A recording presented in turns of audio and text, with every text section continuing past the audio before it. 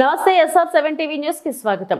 బడి పాఠాలు బోధించేందుకు వాగు దాటాల్సిందే. వర్షాకాలం వచ్చిందంటే ఆదివాసీలకు ఇబ్బందులు, వాగులు దాటలేక అవస్థలు.